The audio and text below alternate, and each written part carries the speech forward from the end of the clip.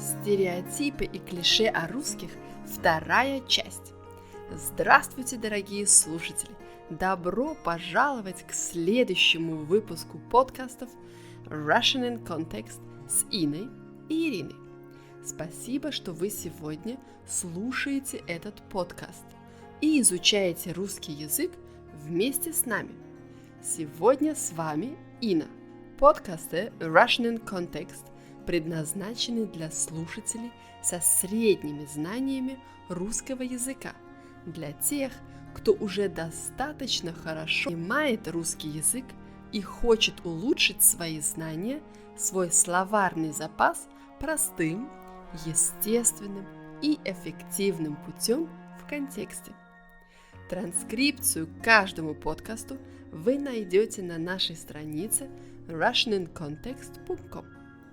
После этого небольшого отступления перейдем к нашему подкасту. В первой части этого подкаста «Стереотипы и клише о русских», первая часть, я не только рассказала о построении этой серии подкастов, но и пригласила слушателей путешествовать со мной по Южной Америке, собирая мнения людей, моих знакомых и друзей, по поводу стереотипов и клише о русских. Если вы по какой-либо причине еще не слушали этот подкаст, то я вам очень рекомендую это исправить и послушать его.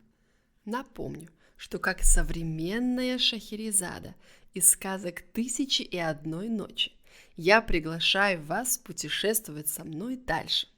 Итак, продолжим. Наша дорога идет в другой континент, в Африку, в страну Камерун, столица Яунде, которая находится на расстоянии 7500 километров от Дюссельдорфа. Разницы во времени нет, значит, Новый год можем праздновать в одно и то же время. Перевожу для вас с французского мнение моих друзей, брата и сестры из Камеруна, которые живут больше 10 лет в Германии.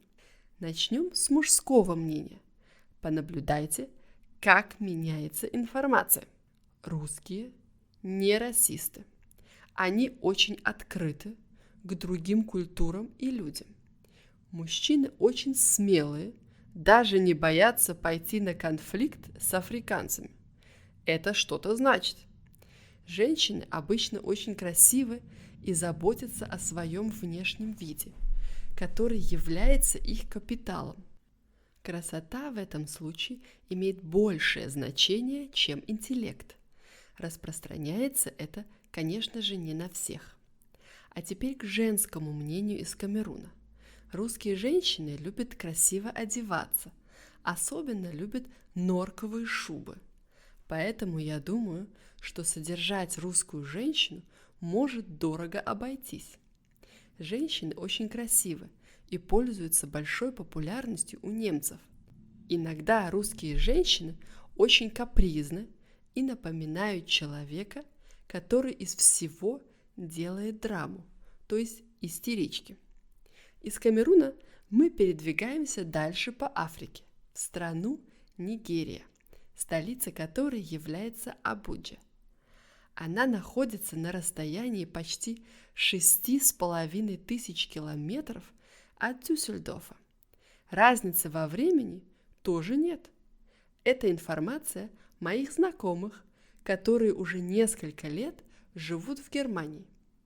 Африканское население Нигерии видит русских следующим образом. Русские очень трудно идут на контакт, так как они обычно общаются между собой. В большинстве случаев общаются русские только с русскими. Они редко строят отношения с другим населением, с другими национальностями. Русские очень загадочны, то есть таинственны и непонятны. Они сдержаны и скрытны. Русские мужчины очень мало говорят. Жителям Нигерии кажется, что у русских мужчин покерфейс. Они этим имеют в виду, что трудно узнать, что русский человек особенно мужчина, на самом деле думает. Русские женщины, наоборот, очень открыты, они громко разговаривают, очень жизнерадостны и энергичны.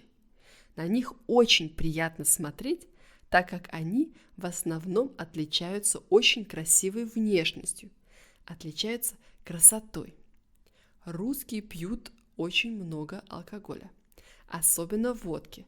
Они очень трудолюбивы и отличаются твердым характером, как твердый орешек.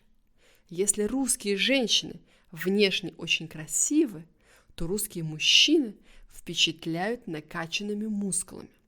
У них очень жесткие черты лица, что иногда создается впечатление, что русские очень сурово и зло смотрят. Русские трудолюбивы и отличаются твердостью характера. Такое ощущение, что они запросто справляются со всеми проблемами.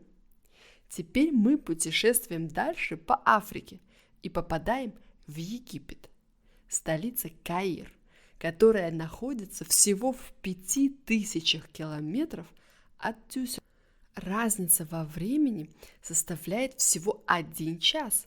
Если в Дюссельдорфе 5 утра, то в Каире уже 6 утра, и пора пить кофе. Моя очень хорошая знакомая расскажет нам о мнении египтян по поводу стереотипов и клише о русских. Итак, начнем. Перевожу для вас.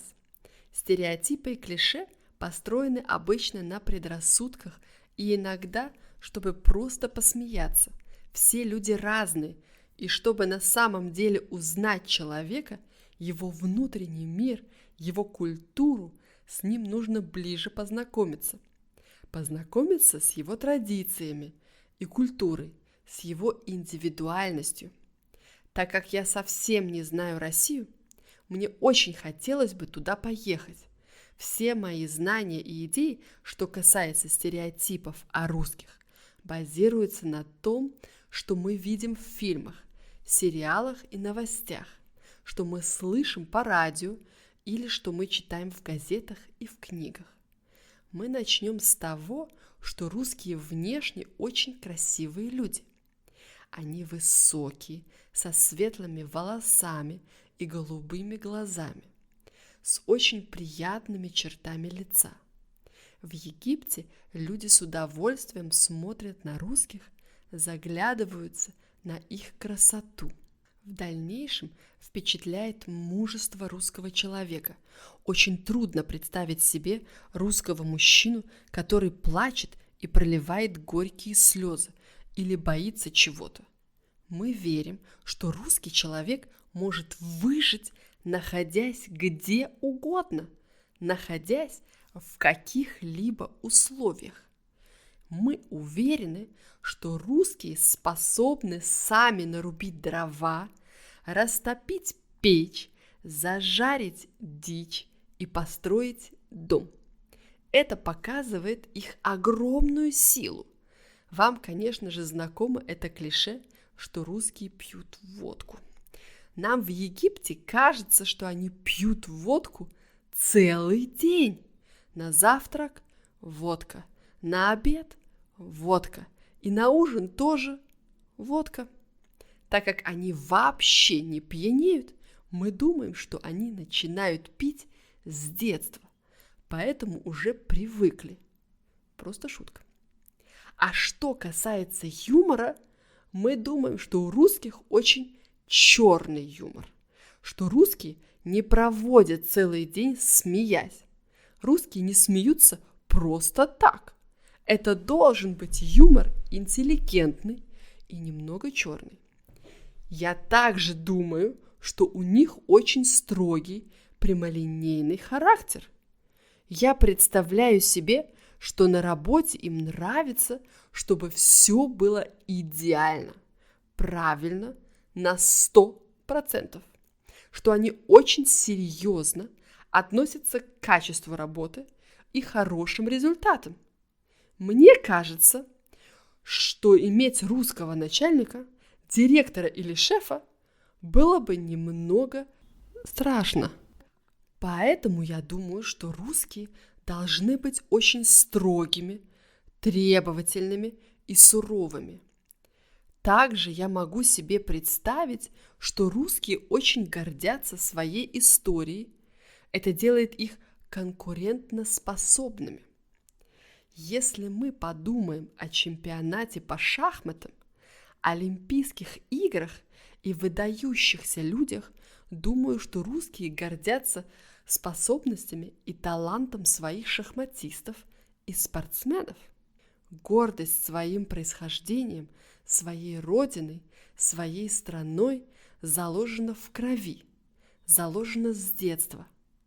Именно так, как мне кажется, воспитывают русские и подрастающее поколение, то есть своих детей. Как говорится, с молоком матери они впитывают эту гордость. Русские сохраняют эти качества, эти традиции, гордиться своей страной всю их жизнь. С возрастом передают это дальше своим семьям из поколения в поколение. Этим заканчивается наше путешествие по Африке. Подведем итог. Русские отличаются, особенно женщины, красотой, а мужчины – мышцами. Они скрытны, требовательны к себе и другим, гордятся своей культурой и любят спиртное, особенно водку. Ну вот и подошел к концу этот подкаст. В следующем подкасте я, как современная Шахерезада, приглашаю вас продолжить наше путешествие в Азию и в Европу и узнать, что же думают эти континенты о стереотипах русских. Не забывайте, что транскрипцию и викторину к этому выпуску вы найдете на нашей странице Russian in Context. А если вам понравился наш подкаст, вы можете его переслать вашим друзьям и знакомым, оставить свои отзывы на нашей странице на YouTube или на Spotify. Это поможет другим быстрее найти нас и учить русский язык вместе с нами. Напомню наш девиз «Русский, что, где, когда». Желаю вам успеха и радости в изучении русского языка с Russian in Context с Иной и Ириной. До скорой встречи и пока-пока!